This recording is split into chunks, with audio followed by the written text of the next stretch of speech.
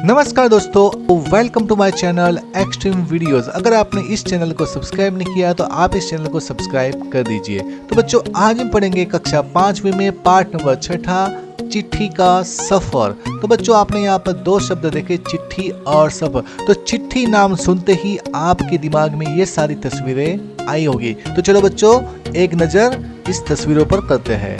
Letter box, डाक को ले जाने वाली गाड़ी। पोस्ट ऑफिस में अलग अलग काउंटर। डाकिया, गांव में पोस्ट ऑफिस में बाहर खड़ा हुआ डाकिया। पोस्टमैन की साइकिल। डाक टिकट जिसमें महात्मा गांधी आपको दिख रहे हैं। यह है पोस्ट कार्ड। यह है अंतर्देशीय पत्र और यह है लिफाफा। अब आप यहाँ पे देखिए, सफर। सफर का मतलब क्या होता है? यात्रा। तो बच्चों, आपने कहीं ना कहीं तो यात्रा की होगी। अगर आपको आपके दोस्त के घर जाना है तो आप पैदल जाओगे या फिर साइकिल से जाओगे। अगर आप अपने किसी रिश्तेदार के घर जाना चाहते हो लेकिन वो घर दूर है तो फिर आप क्या करोगे? आप अपनी खुद की कार लेकर जाओगे या फिर बस या ट्रेन में आप जाओगे। मतलब कि आपको अगर यात्रा करनी है तो कोई ना कोई आपको यातायात का साधन चाहिए। तो इसी तरह से हमारा इस पाठ में चिट्ठी का सफर। चिट्ठी मतलब हम जब भी अपने कोई दोस्त को कोई चिट्ठी लिखते हैं, कोई पत्र लिखते हैं, तो वो पत्र या चिट्ठी किस तरह से अपना सफर पूरा करके उस पते पर पहुंचते हैं। तो बच्चों, हमें आज इस पाठ में यही सीखना है कि भाई चिट्ठी किस तरह से सफर करती है। तो पोस्ट ऑफिस का ध्येय वाक्य है अहर्निशम सेवामः। ये संस्कृत वाक्य है। इसका मतलब होता है कि हम दिन रात सेवा करते हैं। जैसे कि जो अपनी केंद्र विद्यालय है उसमें लिखा होता है तत त्वम पुषण अपावृण। तो उसका मतलब होता है ईश्वर आप उसे अनावृत कीजिए। इसका मतलब है ज्ञान पर छाए आवरण को हटाइए। तो चलो बच्चों, अभी देर न करते हुए इस पाठ को हम लोग यहाँ पर शुरू करते हैं। तो हमारा पाठ का नाम है चिट्ठी का सफर। तो भाई चलो, चिट्ठी का सफर कैसा होता है? तो चलो बच्चों, हम लोग चिट्ठी का सफर को देखते हैं। तो भाई यहाँ देखिए, अपनी 10-12 साल की जिंदगी में तुमने कुछ पत्र तो लिखे ही होंगे। मतलब अभी आपकी उम्र है वो 10-12 साल की होंगे। तो मतलब आपने कभी न कभी तो किसी को कोई पत्र लिखा होगा। वे पत्र अपने सही पते और समय पर किस तरह पहुंचे होंगे, यह बहुत सी बातों पर निर्भर करता है।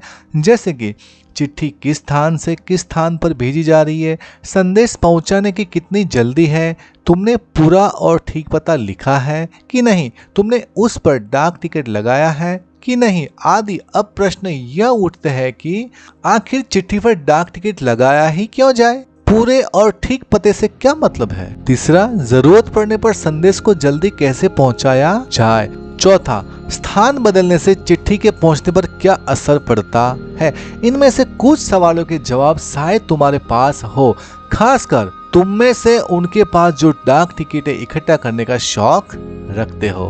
तो बच्चों, आपको लगता होगा कि उस पत्र के लिखने के बाद जब आप उसको पोस्ट बॉक्स में डालते हो तो आपको लगता होगा कि भाई ये पत्र यहाँ से कैसे अपने सही ठिकाने पर जाता होगा। मतलब आपके दिमाग में कई तरह तरह के प्रश्न उठते होंगे। इन सवालों के जवाबों के लिए जरा नीचे दिए गए लिफाफों को गौर से देखो। दोनों पतों को दी गई जगह में लिखो। भाई यहाँ पर आप देख सकते हैं कि यहाँ पर दो लिफाफे, एक लिफाफा नंबर 1, लिफाफा नंबर 2।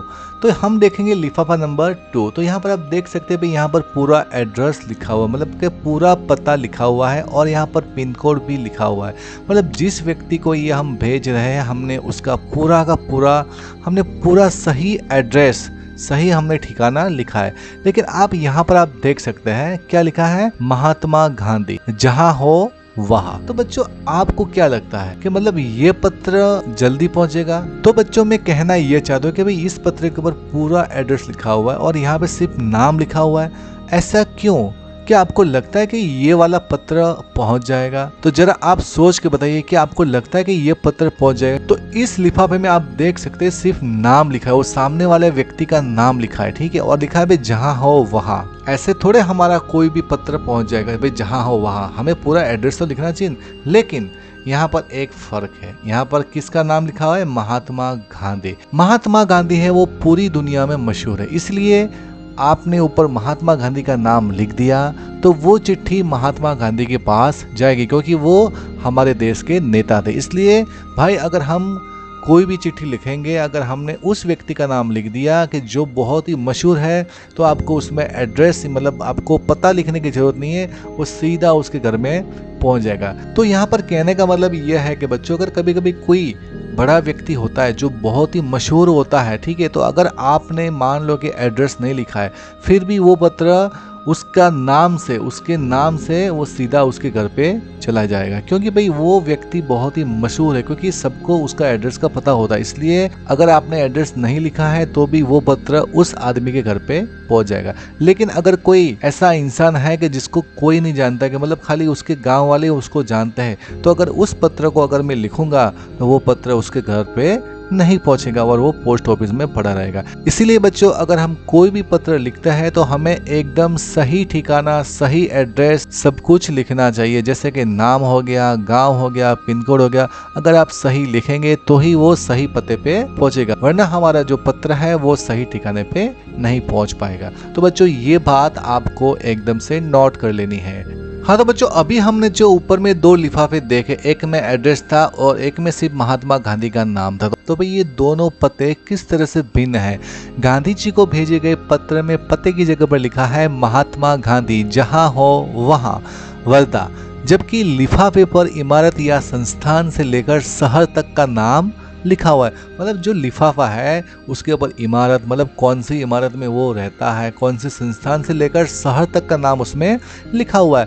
पते में सबसे छोटी भौगोलिक इकाई से शुरू करके बड़ी की ओर बड़े, मतलब छोटी इकाई से लेकर बड़ी इकाई तक, मतलब भौगोलिक इकाई से वो बड़े हैं।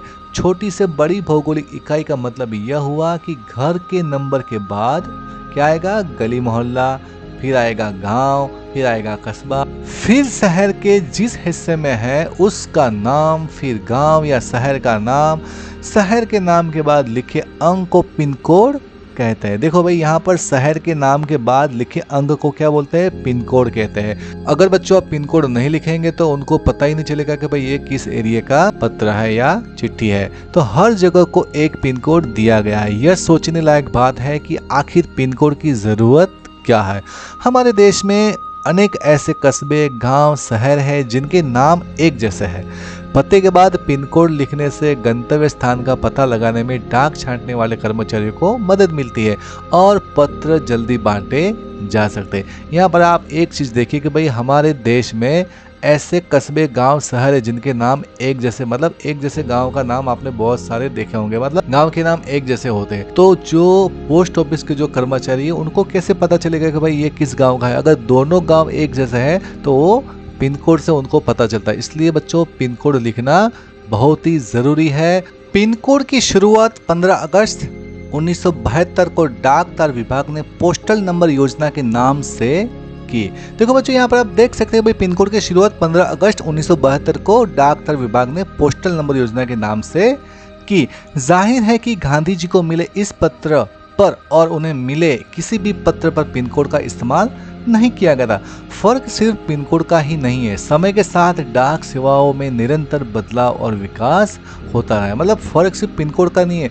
अभी आप देख सकते हो कि भाई समय के साथ साथ जो डाक सेवा है उनमें दिन प्रतिदिन उसमें चेंजेस होते रहे। तो चलो वो किस तरह से चेंजेस होते रहते हैं उसको हम लोग अभी यहाँ पर देखेंगे।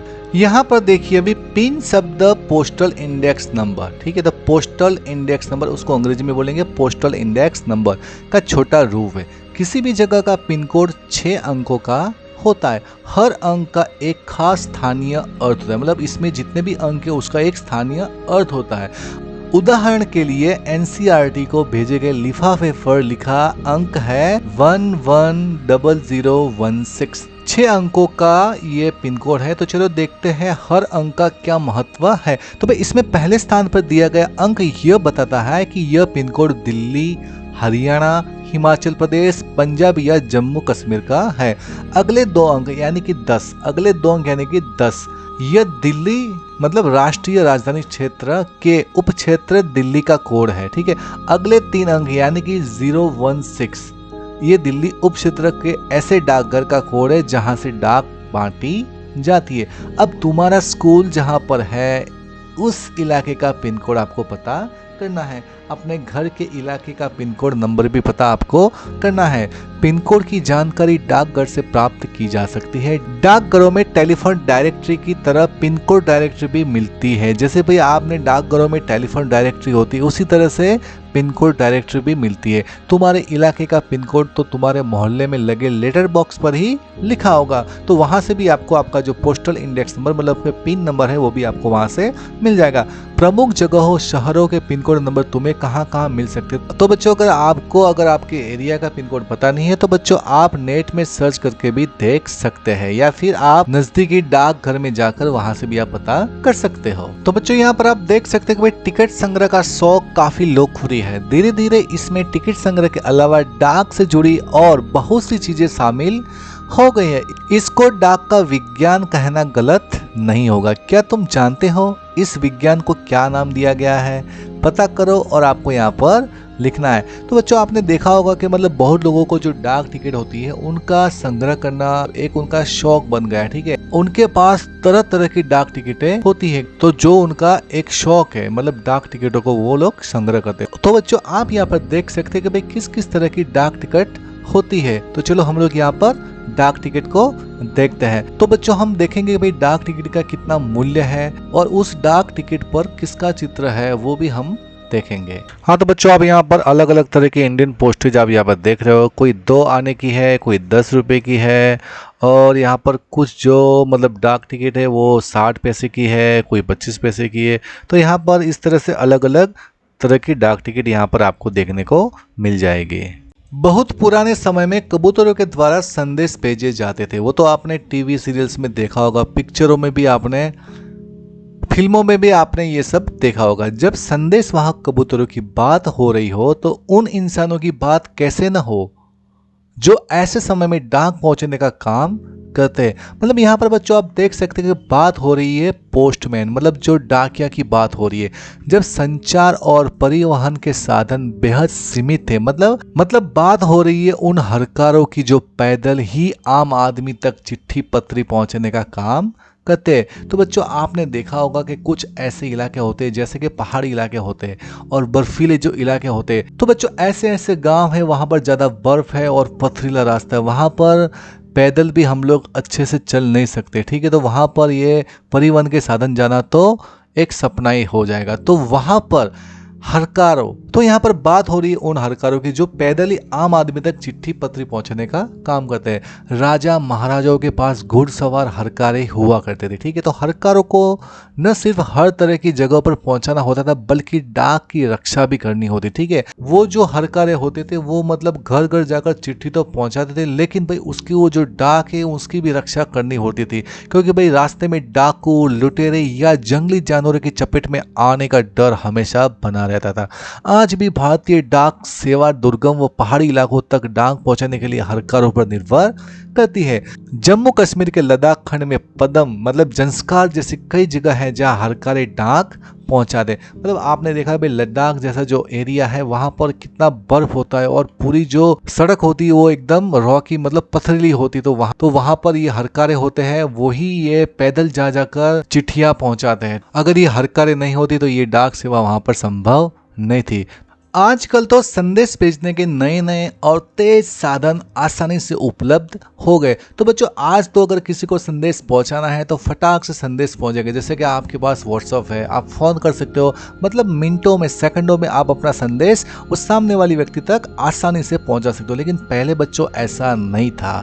पहले बच्चों ये मोबाइल फोन का जमाना नहीं था, इसलिए भाई अगर बच्चों आपको कोई भी संदेश पहुंचाना है तो आपका संदेश मुझे लगता है कि वो 1 हफ्ते बाद पहुंचेगा। 25 पैसे का पोस्ट कराता था तो हमने 25 पैसे का पोस्ट कार्ड में हम लिखते थे, तो वह जो पोस्ट कार्ड है वो 7 दिन के बाद पहुंचता था। ठीक है, तो बच्चों तो मतलब अगर हमें कोई संदेश पहुंचाना होता था वो बहुत समय लेता था। संदेश को बच्चों आप छोड़िए, अगर आप उनसे फेस टू फेस अगर बात करना चाहो तो आप उसको लाइव मतलब जीवंत आप उनको एक दूसरे को आप लोग देख सकते हो। आजकल अगर संदेश भेजना है तो भाई संदेश के नए नए तेज साधन आसानी से उपलब्ध हो गए हैं। तो भाई डाक बांटने में हवाई जहाज, पानी के जहाज और जाने कौन कौन से साधन इस्तेमाल किए जा रहे। डाक विभाग भी पत्र, मनी ऑर्डर के साथ साथ ईमेल, बधाई कार्ड आदि लोगों तक पहुंचा रहा है। मतलब कबूतरों की उड़ान से लेकर हवाई डाक सेवाओं तक का सफर दिलचस्प करने वाला है। तो बच्चों आपने पहले के ज़माने में देखा होगा जो राजा महाराजा थे वो जो उनके जो संदेश होते थे वो संदेश कबूतरों के जरिए पहुंचाते थे। तो राजा महाराजा क्या करते थे भाई, कबूतर के गले में लिखा हुआ कोई भी पत्र होता था उसको लपेट कर बांध देते थे। फिर वो कबूतर उड़कर सामने वाले राज्य में जाता था, तो फिर वहां से वो लोग उसके गले में से वो जो चिट्ठी या पत्र जो भी है उसको निकाल देते थे। तो इस तरह से दोनों आपस में संदेश का लेन देन करते थे। तो बच्चों आपने यहाँ पर देखा कि भाई पहले के जमाने में संदेश पहुंचाना था तो वो कबूतर के जरिए, लेकिन आज कबूतर से लेकर हवाई जहाज तक डाक सेवाओं तक का सफर दिलचस्प करने वाला है। यह सोचकर आश्चर्य होता है कि कबूतर जैसा पक्षी संदेशवाहक भी हो सकता है। कबूतर की कई प्रजातियां होती है और ये भी संदेश लाने ले जाने का काम नहीं कर सकती। गिरहबाज या हुमर वह प्रजाति है जिसे प्रशिक्षित करके डाक संदेश भेजने के काम में।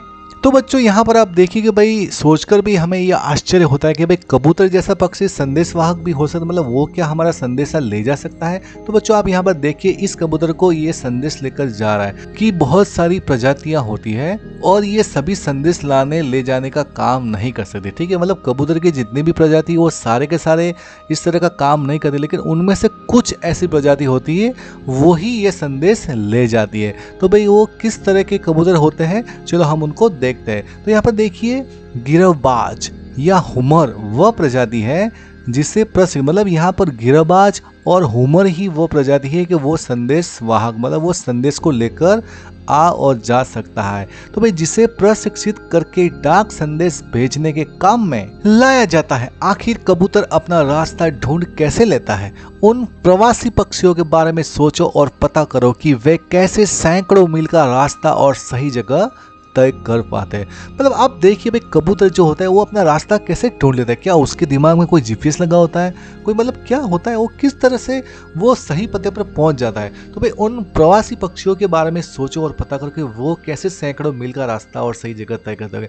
मतलब आपने देखा होगा कि भाई प्रवासी पक्षी आते हैं, तो आपने एक नल सरोवर देखा होगा, नल सरोवर का नाम आपने देखा होगा भाई, जहाँ पर विदेश से मतलब फॉरेन से मतलब पक्षी उड़ उड़ कर वहां पर आते हैं और वो वहां पर कुछ समय के लिए रहते हैं और फिर वो उड़कर वहां पर चले जाए। वो जो विदेश से आने वाले पक्षी है उनको कैसे पता चलता होगा कि भाई भारत में कोई नल सरोवर जैसी जगह है वहां पर हमको जाना है, तो भाई वो अपना रास्ता कैसे ढूंढते होंगे। तो ये मतलब एक सोचने वाली बात है। उड़ीसा पुलिस खास तौर पर हुमर कबूतरों का इस्तेमाल राज्य के कई दुर्गम इलाकों में संदेश पहुंचाने के लिए कर रही है।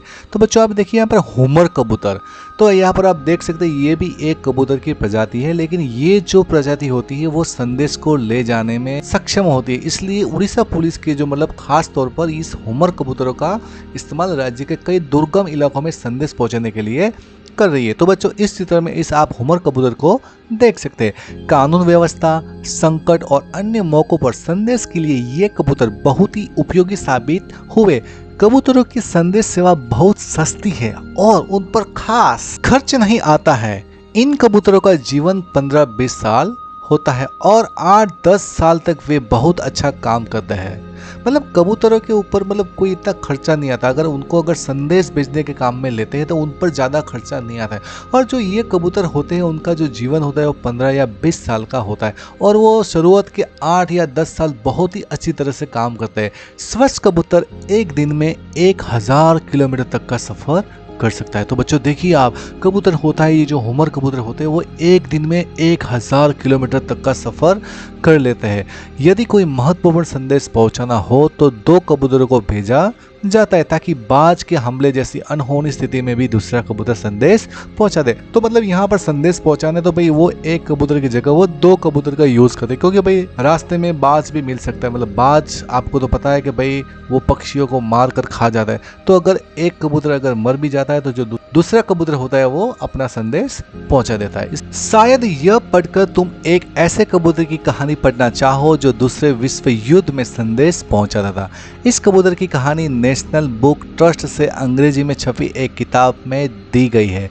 किताब का नाम है ग्रे नेक। तो बच्चों आप यहाँ पर देखिए कि भाई जो मतलब दूसरा विश्व युद्ध हुआ था उसमें एक कबूतर संदेशा पहुंचाता था। ठीक है, तो इस कबूतर की कहानी नेशनल बुक ट्रस्ट से अंग्रेजी में छपी एक किताब में दी गई है, जिस किताब का नाम है ग्रे नेक, जो कि इस किताब के हीरो का भी नाम है। अगर तुम हिंदी में पढ़ना चाहते हो तो क्यों न नेशनल बुक ट्रस्ट को पत्र लिखो कि वे इस किताब को हिंदी में भी छापे। यह रहा उनका पता, national book trust India, A5 green park, नई दिल्ली 110016। तो बच्चों आप इस पते पर पत्र लिखकर वो बुक आप अगर चाहो तो अंग्रेजी में मंगवा सकते हो।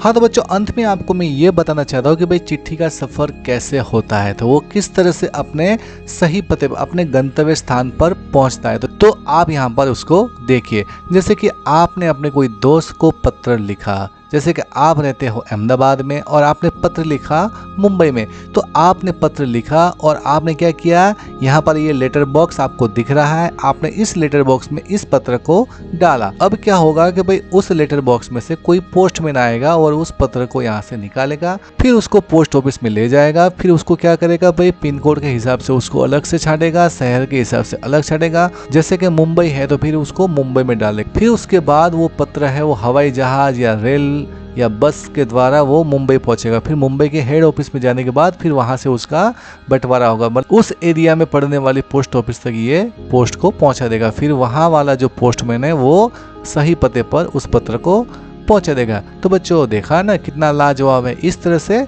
पत्र अपनी यात्रा करती है। लेकिन बच्चों आपको एक बात याद रखनी है कि भाई पत्र के ऊपर पत्र जो प्राप्त करने वाला है उसका सही नाम और हम किस शहर में भेज रहे हैं और किस इलाके में उस एरिया का नाम, और कोई बिल्डिंग है तो बिल्डिंग का नाम, पिन कोड लिखना बिल्कुल ही ना भूले।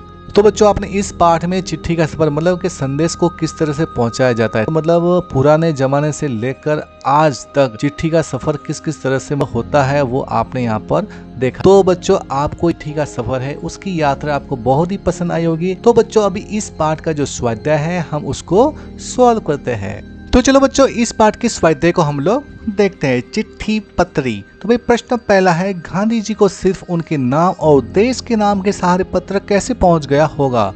भाई गांधी जी को पत्र लिखा है तो उसके ऊपर आपने देखा कि भाई सिर्फ गांधी जी का नाम लिखा है, महात्मा गांधी जी, ठीक है, लेकिन उनमें कोई भी पता नहीं लिखा था, तो फिर भी वो पत्र गांधी जी के पास कैसे पहुंच गया। तो भाई इसका उत्तर ये है कि भाई गांधी जी बहुत मशहूर व्यक्ति थे, इसलिए उन तक उनके नाम और देश के नाम के सहारे पत्र पहुंच गया। भाई महात्मा गांधी लिखा तो भाई सबको पता चला कि भाई महात्मा गांधी कहाँ के थे, भारत के थे, और वो कहाँ रहते हैं, तो जहाँ भी रहते थे वो वहाँ पे पत्र सीधा पहुँच गया, क्योंकि वो बहुत बड़े मशहूर व्यक्ति थे, इसलिए वहाँ पर पते की ज़रूरत नहीं थी, और वो जो पत्र है वो आसानी से उस पते पर चले गया और गांधी जी को मिल गया। इसलिए गांधी जी को सिर्फ उनके नाम और देश के नाम के सहारे पत्र पहुंच गया होगा। प्रश्न दूसरा, अगर एक पत्र में पते के साथ किसी का नाम हो तो क्या पत्र जगह पर पहुंच जाएगा।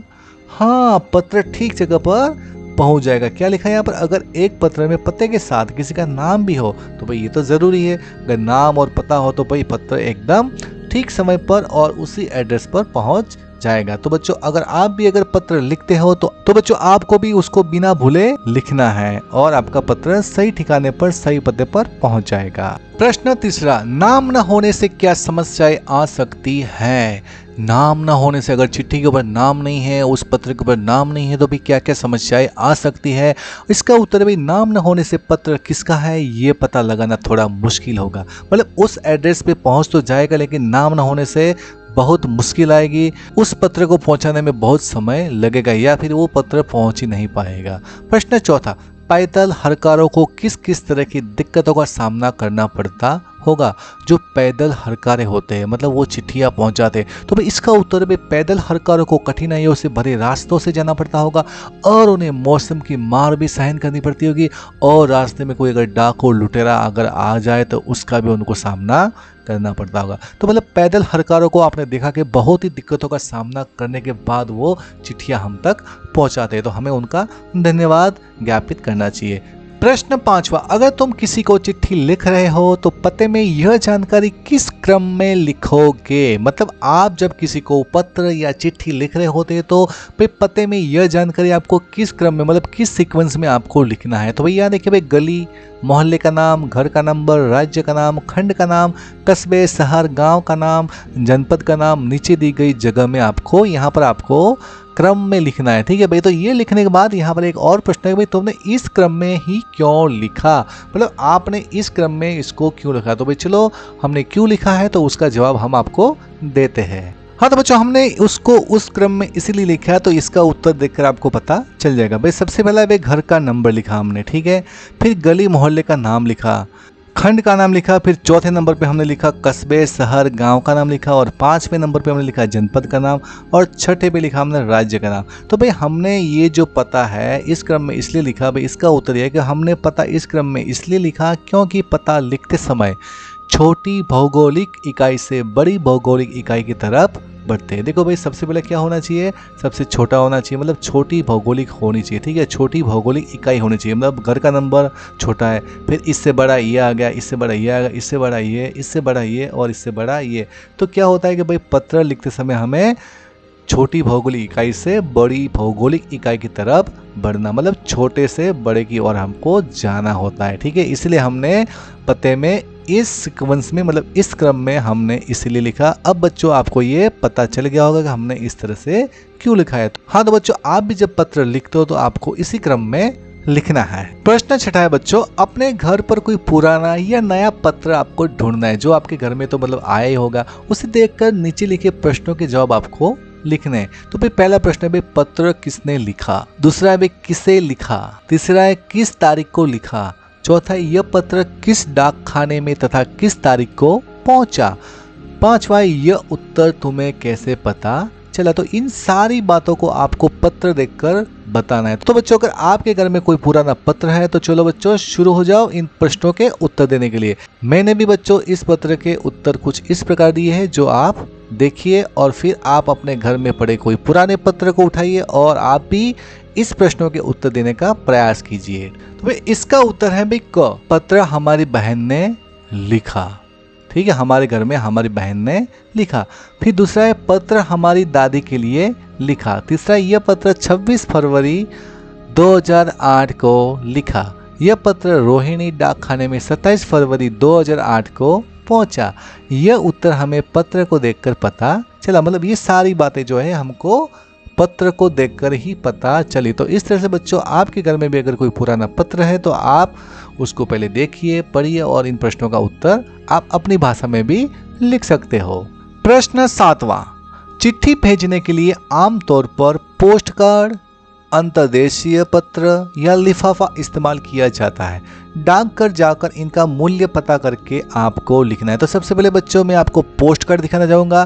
तो बच्चों इसको पोस्ट कार्ड कहते हैं, इसको अंतर्देशीय कहते हैं, मतलब अंतर्देशीय पत्र बोलते हैं, और इसको बोलेंगे लिफाफा, मतलब जिसके अंदर हम कुछ डाल सकते हैं। मतलब ये लिफाफा जो होता है वो पॉकेट जैसा होता है, जिसको आप इस चित्र में बखूबी देख सकते हो। तो भाई आपने देखा होगा भाई चिट्ठी भेजने के लिए हम आमतौर इन सब कार्ड का, इन सब पत्रों का यूज करते हैं। तो बच्चों इसका मूल्य कितना है तो वो आपको डाकघर जाकर पता करना है। तो बच्चों हमने आपके लिए इनका मूल्य कितना होता है वो हमने डाकघर जाकर पता किया है। तो बच्चों पोस्ट कार्ड आपको 50 पैसे में मिलेगा, अंतर्देशीय पत्र है वो 4 या 5 रुपये में मिल जाएगा, और लिफाफा है वो आपको 5 रुपये में मिल जाएगा। तो भाई जो उसका मूल्य है वो ऊपर नीचे हो सकता है। चलो बच्चों अभी प्रश्न 8वां, डाक टिकट इकट्ठा आपको करनी है। डाक टिकट मतलब जब भी हम कोई भी पत्र लिखते हैं तो उसके ऊपर 1 रुपये वाली, 2 रुपये वाली, 5 वाली हम लोग डाक टिकट लगाते हैं। तो भाई 1 रुपये से लेकर 10 रुपये तक के डाक टिकटों का क्रम में लगाकर कापी पर चिपकाओ। इकट्ठा किए गए डाक टिकट पर अपने साथियों के साथ आपको चर्चा करनी थी। फिर छात्र डाक टिकट इकट्ठा करें और स्वयं आपकी कॉपी में आप उसको चिपका सकते हो। तो बच्चों आपके घर में अगर कोई पुरानी चिट्ठी आई हुई है, उस पुराने पत्र से उस डाक टिकट को लेकर आप अपनी कॉपी में उसको चिपका सकते हो और उसके बारे में आप अपने दोस्तों के साथ चर्चा कर सकते हो। शब्दकोश मतलब इसको अंग्रेजी में बोलेंगे डिक्शनरी। ठीक है, तो भाई नीचे शब्दकोश का एक अंश दिया गया है जिसमें संचार शब्द का अर्थ भी दिया गया है। तो सबसे पहला यहाँ पर है भाई संगीतज्ञ। तो भाई संगीत जानने वाला, संगीत की कला में निपुण, उसको बोलेंगे भाई संगीतज्ञ। तो भाई संग्रह मतलब जमा करना, इकट्ठा करना, एकत्र करना, संचय करना। मतलब यहाँ पर दीपक आजकल पक्षियों के पंखों का संग्रह करने में लगा, ये उसका हमने वाक्य में प्रयोग किया। अब यहाँ पर है संचार। तो भाई संचार का मतलब क्या होता है? किसी संदेश को दूर तक या बहुत से लोगों तक पहुँचाने की क्रिया या प्रणाली, कम्युनिकेशन। ठीक है। तो भाई टेलीफोन, टेलीविज़न, सैटेलाइट आदि संचार के माध्यमों से दुनिया आज छोटी हो गई है। मतलब किसी भी दुनिया में अगर हमको कोई भी अगर बात करनी है, अगर पत्र पहुंचाना है, तो हम टेलीफोन या टेलीविज़न के माध्यम से हम मिनटों में क्या सेकंडों में हमारा संदेश पहुंचा सकते हैं। इसलिए हमारी दुनिया भी एकदम छोटी हो गई है। किसी चीज़ का प्रवाह, चलना, फैलना, जैसे शरीर में रक्त का संचार, विद्युत का संचार। हाँ तो बच्चों, अभी आपने शब्दकोश में 2 शब्द देखे भाई, संगीतज्ञ और संचार। तो भाई यहाँ पर पहला है कि बताओ कि कौन सा अर्थ पाठ के संदर्भ में ठीक है। तो भाई हमारा पाठ है भाई चिट्ठी का सफर, तो वहाँ पर 2 शब्द दिए थे, एक तो संगीतज्ञ और एक दिया था संचार। तो भाई उन दोनों में से कौन सा यहाँ पर फिट होता है। तो यहाँ पर इसका उत्तर है भाई किसी संदेश को दूर तक या बहुत से लोगों तक पहुंचाने की क्रिया या प्रणाली पाठ के संदर्भ में ठीक है। मतलब जो संचार जो शब्द है वो इस पाठ से मेल खाता है। भाई ख, इस पन्ने को ध्यान से देखो और बताओ कि शब्दकोश में दिए गए शब्दों के साथ क्या क्या जानकारी दी गई होती है। तो भाई इसका उत्तर है भाई शब्दकोश में दिए गए शब्दों के साथ उसका अर्थ, भाई उसका वाक्य में प्रयोग, लिंग, वचन, पुरुष आदि व्याकरण जानने वाले भागों की जानकारी दी गई होती है। मतलब शब्दकोश में इस तरह की जानकारी वहां पर उपलब्ध होती है जो कि आपको उपयोगी होती है। तो बच्चों यहाँ पर ये चिट्ठी का सफर है और इस पाठ का सफर भी यहाँ पर खत्म होता है। तो बच्चों आप जो बातें चिट्ठी के बारे में नहीं जानते वो भी आज आपने यहाँ पर जानी होगी इस पाठ के जरिए। तो बच्चों मैं आशा करता हूँ कि आपको ये पाठ बहुत ही अच्छा लगा होगा। अगर इस पाठ की वीडियो आपको अच्छी लगी है तो इस वीडियो को लाइक कीजिए, शेयर कीजिए और कमेंट कीजिए। और इस तरह के एजुकेशनल वीडियो देखने के लिए आप इस चैनल को सब्सक्राइब कर सकते हैं, जो कि मैंने पहले भी बोला है। और नई अपडेट्स के लिए बेल आइकन दबाना बिल्कुल ही ना भूलें। तो चलो बच्चों, मिलते हैं अभी ऐसे ही एक नेक्स्ट वीडियो में। तब तक के लिए जय हिंद, जय भारत, टेक केयर।